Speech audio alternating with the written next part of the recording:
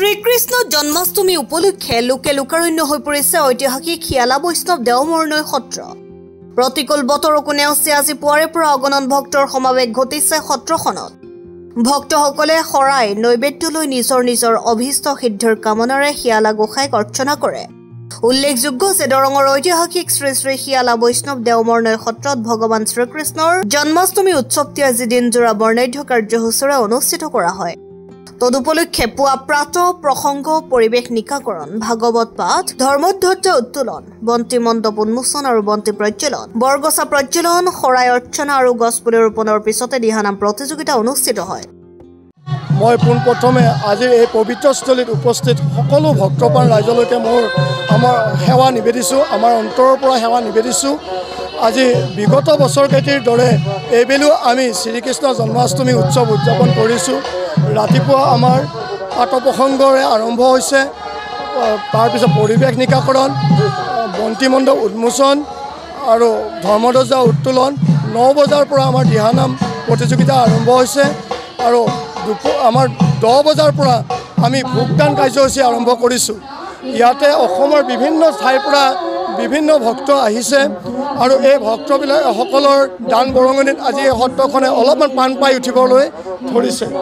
এইখিনিতে মই আমাৰ সন্মানীয় বিধায়ক মহোদয়, সাংসদ মহোদয় আৰু মাননীয় মুখ্যমন্ত্ৰী মহোদয়ক মই অনুৰোধ জনাম যে খ্ৰীষ্টীয় 10ম শতিকাতে স্থাপিত এখন সত্ৰ হিচাপে আমাৰ এই সত্ৰখন ঐতিহ্যমণ্ডিত সত্ৰ, অতি পুৰণা সত্ৰ। যদি এই সত্ৰখনৰ প্ৰতি তেখেতসকলে অলপ যদি চকু মেলি চায়, নিশ্চয় এই সত্ৰখনি জাকত জিলিকা হ'ব। বৈষ্ণৱ যিজন বৈষ্ণৱ তেখেতৰ নাম হৈছে সম্বৎসৰ ভূঞা বিপ্লৱ। তেখেতৰ পিতৃ ধৰ্মদেৱ বিপ্লৱ ভূঞা আছিলে। তেখেতে পোনপ্ৰথমে বৰদলগুৰিত দৌল পাতিছিলে, তাৰপৰা বৰংগাবাৰীত যিটো পুৰা সত্ৰ পাতি তাত বিভিন্ন মানুহৰ অত্যাচাৰ অসুবিধাত থাকিব নোৱাৰি তেখেতে উত্তৰে আহি আমাৰ দেওমৰনৈত তেখেতে সত্ৰ পাতি আছিলে। তাৰপিছত যেতিয়া তেখেতৰ দুজনী কন্যা আছিলে, চান্দতৰা আৰু কুন্দতৰা, সৰু মানে কন্যাজনী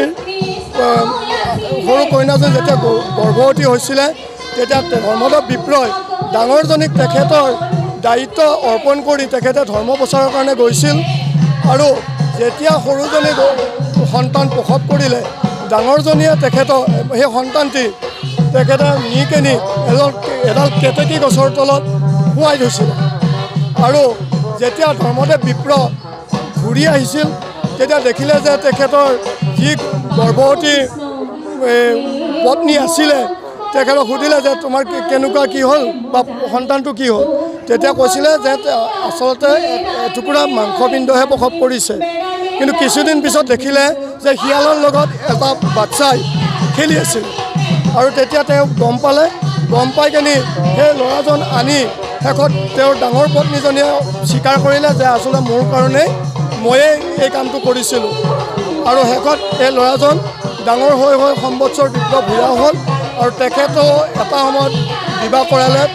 পত্নীৰ নাম আছিল ৰম্ভাৱতী আৰু ৰম্ভাৱতী যেতিয়া তেখেতক পূজা কৰিবৰ কাৰণে পানী আনিব আমাৰ নাওপোতা কোৰ বুলি কয় এতিয়া নদীটোলৈ গৈছিলে। তাত দেৰি হোৱাত তেখেতৰ খং উঠা তেতিয়া ক'লে যে কিয় দেৰি হ'ল, তেতিয়া তেওঁ ক'লে যে মোক নাৱৰীয়াসকলে বাট এৰি দিয়া নাছিল। তেতিয়া তেখেতৰ খং উঠি নাৱৰীয়াসকলক সাপ দিলে আৰু নদীটোকো সাপ দি কেনে মাৰিছিল আৰু তেতিয়াৰ পৰাই এই নদীটো দেৱমৰ নৈ আৰু কালক্ৰমত অপভ্ৰংশ হৈ দেওমৰ নৈ বুলি হৈছে। আৰু এই সত্ৰখনৰ মহিমা এটাই আছে, আপোনালোকে বিশেষত্ব যদি কোনোবাই কিবা অনুষ্ঠান পাতে, অনুষ্ঠান যদি বৰষুণ হয়, যদি এই সত্ৰলৈকে যদি তেখেতে ভাৱ কৰায় বা তেখেতৰ সত্ৰলৈকে যদি তামোল পাণ আগবঢ়ায়, এই বৰষুণ নিদিয়ে, অন্য ঠাইত দিব কিন্তু তেখেতৰ সেই জেগাটো বৰষুণ নিদিয়ে। এইটো এটা ডাঙৰ সত্য। সুনীল চহৰীয়াৰ ৰিপৰ্ট গ্লোবেল এনি 24x7।